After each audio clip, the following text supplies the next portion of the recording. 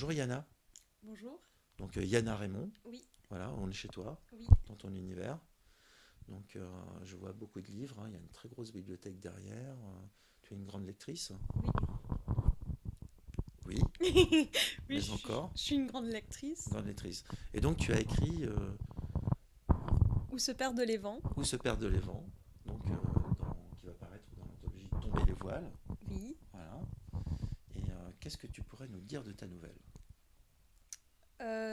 Du coup, c'est pour écrire cette nouvelle, je me suis inspirée d'une bande dessinée qui s'appelle Noé de Stéphane Levallois et où justement on voit un homme qui traverse un désert et qui rencontre plein de petites scènes un peu de civilisation, de guerre, etc. Et qui tracte un espèce d'énorme paquebot.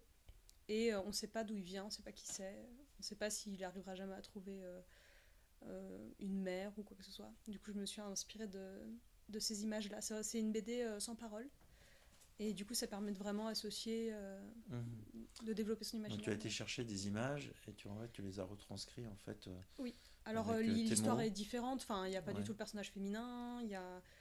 Enfin, voilà, c'est vraiment ce qui est commun, c'est ce bateau et puis cet homme-là qui... Alors tu es de ceux qui pensent que les marins prennent la mer pour fuir leur mer? Alors, non, pas forcément. C'est pas parce que je fais de la psycho que je pense ça. D'accord, non mais c'était une question. Donc alors qu'est-ce qui se passe que se passe-t-il dans cette nouvelle?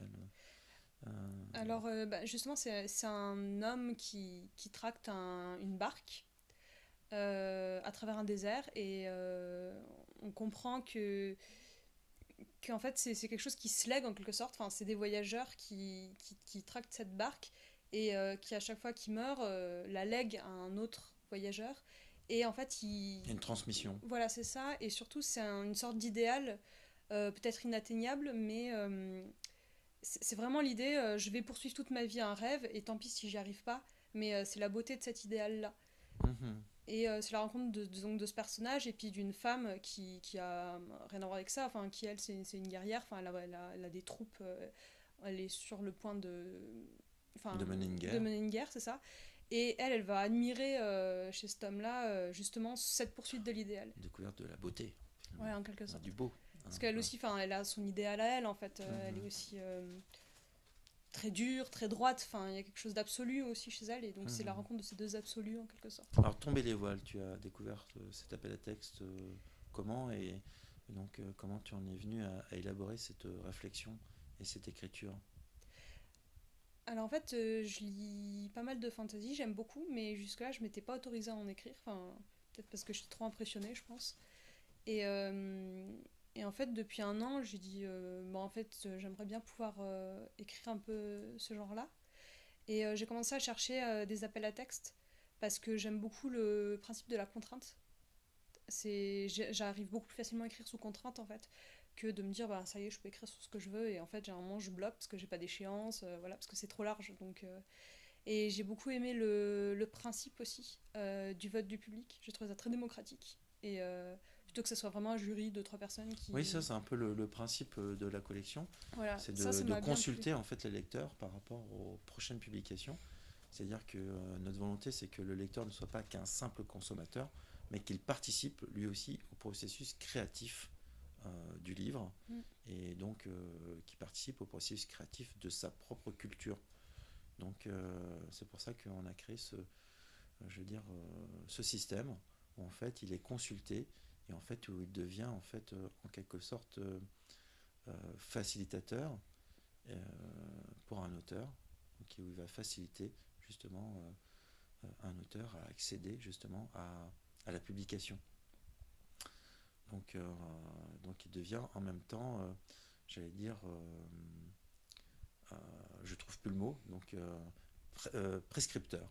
Voilà, il devient prescripteur en fait à son tour Mm. avec cette consultation. Voilà, pour expliquer un petit peu. Donc c'est ça qui t'a plu en fait Ouais, dans le ça m'a bien principe. Hein. beaucoup plu. Voilà. Et donc aussi avec le mélange en fait des arts, en fait où Oui, ça aussi, ouais. Le fait qu'on puisse écouter de la musique en même temps qu'on lit, qu'on puisse voir des illustrations, ça c'est quelque chose. Enfin, j'aime bien écouter de la musique quand j'écris. Enfin, je pense que ça peut vraiment stimuler l'imaginaire, enfin, du lecteur. alors dans ton écriture, ton écriture est très rythmée, très musicale. Est-ce Oui. que tu en as conscience? J'en ai pas forcément conscience. Je sais juste que c'est assez planant, un peu comme si on se figeait sur des tableaux. Mais c'est peut-être aussi, enfin j'ai fait de la musique, du coup je sais pas, peut-être que ça influence, Ah oui, forcément, oui. peut-être, enfin inconsciemment, mais c'est pas Forcément, forcément oui. Je veux conscient, dire, oui. les mots sont des sons. Et donc, bon, les règles de l'orthographe, de la grammaire s'appliquent pour donner un sens. Mais forcément, tout ça, c'est du son avant tout. Et que la musique, c'est un autre langage avec des sons qui ne sont pas ordonnés de la même manière. Et donc, justement, où le sens est différent de celui de la parole. Mais il y a un rythme, il y a une musicalité. Et donc, on est, je veux dire, toujours. Euh, on perçoit justement ce son constamment. Le rythme, ça par contre j'en ai peut-être plus, enfin je sais que je travaille sur le rythme des phrases et des mots, mais plus que la sonorité elle-même, enfin je pense que je le fais, mais sans forcément que ça soit vraiment un travail conscient. Mhm. Ah oui, parce qu'on a tous un peu cette musique intérieure qui fait que même notre pensée, on la rythme dans notre quotidien. Mm. Je veux dire, même si ces pensées sont souvent des automatismes, donc il y a des réflexes, mais en tout cas, donc elles rythment nos journées. Alors, qu'est-ce que tu ajouterais d'autre, donc justement par rapport à cet appel à texte, je veux dire, qu'est-ce qui t'a séduit, parce que finalement il y a beaucoup d'appels à texte. Donc, qu'est-ce qui t'a amené à te dire, je vais écrire pour celui-là et pas pour un autre? Euh, mais en fait j'ai aussi écrit pour d'autres. Ah. C'est- mais le thème il m'a, enfin je crois que j'ai vu assez vite cette image en fait de, Mhm. enfin voilà de cet homme-là. Et bah voilà le principe comme je disais tout à l'heure de vote. Je crois que c'est vraiment les deux choses qui m'intéressaient vraiment bien. D'accord. Et je veux dire, si tu gagnes le prix Mi-saison 2018, euh, quel est ton projet en fait littéraire? Est-ce que ça va aller vers le roman, vers le recueil de nouvelles, vers euh, plusieurs novellas, je veux dire, est-ce que tu as déjà commencé à y réfléchir? Alors moi je sais que je suis très attirée par la nouvelle. C'est vraiment une forme qui me convient bien. Parce que justement, je crois que ça correspond bien à des sortes de tableaux. Comme je disais, j'aime bien faire des sortes de tableaux. Après, écrire un roman, ça c'est un de mes grands rêves. J'aimerais Mhm. bien pouvoir réaliser un jour. Et je trouve du coup cette nouvelle, c'est un peu une matrice. Je pense qu'on peut tirer plusieurs fils à développer dans plusieurs directions. Parce que comme cet homme, c'est une sorte de désert qui a recouvert un peu des civilisations. On pourrait très bien tirer les fils de différentes Mhm. civilisations, justement, qui croisent.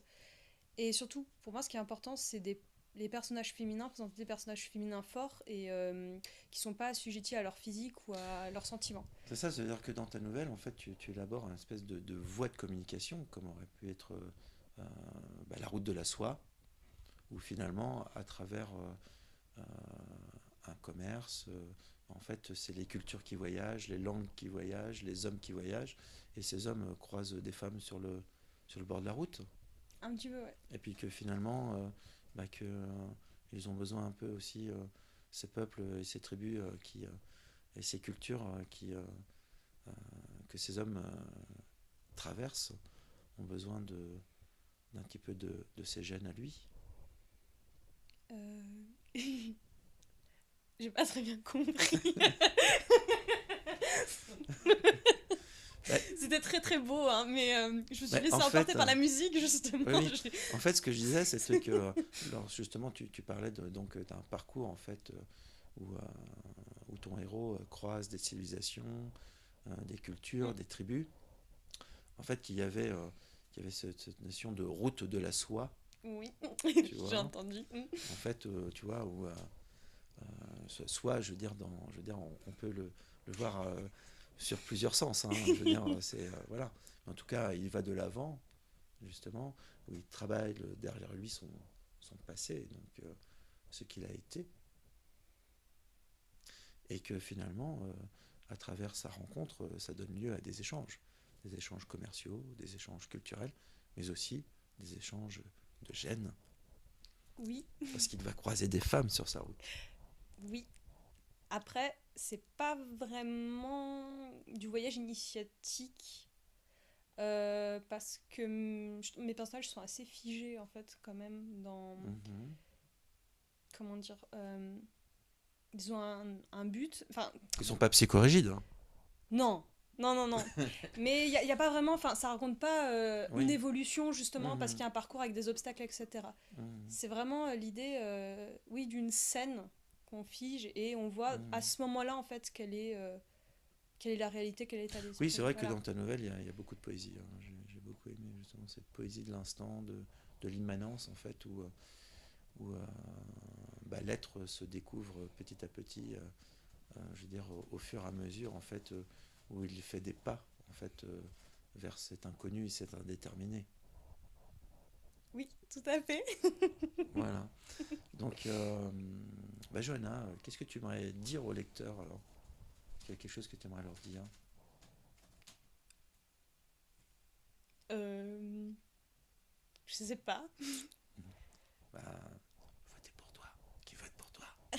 Ah ben non, je peux pas dire ça. Enfin, Ah bon, tu peux pas dire ça? ben non, parce qu'il y a, enfin Pourquoi? toutes les, enfin, j'ai pas encore fini toutes les nouvelles, mais elles sont toutes Ah, bien, quoi. Enfin celles que j'ai lues en tout cas, donc voilà. Donc je peux pas dire votez pour moi. d'accord. Tu as lu des nouvelles qui t'ont plu alors Oui, dans. oui. Voilà, tu as commencé la lecture, hein. Le livre n'est pas encore sorti, mais donc En avant-première, ouais. il a déjà trouvé des lecteurs. Oui, Ouais. Et, bon bah donc tu es contente de te retrouver avec donc cette sélection d'auteurs et de nouvelles. oui. Et je suis très Voilà. contente que, ben, qu'on puisse me lire, quoi. Enfin, voilà, ça me fait Ah très bah plaisir. oui, c'est fait pour ça, hein, Voilà, et en même d'être, temps. ouais. Voilà. C'est un peu le but, hein. Voilà. Voilà.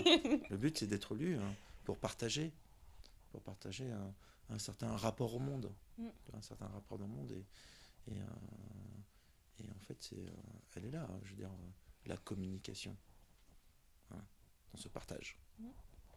Bah, c'était Yana Raymond, donc où où, Où se perdent les où se vents. perdent les vents, voilà, voilà, parce qu'il faut se perdre, hein, pour se retrouver toujours. Donc où se perdent les vents, c'est dans Tomber les voiles. Et ben, si vous aimez sa nouvelle, bah, votez pour elle, hein, elle sera très contente. Oui, je serais très contente. Voilà. Ouais. Bah, merci Yana. Bon, Voilà. merci à vous. Merci.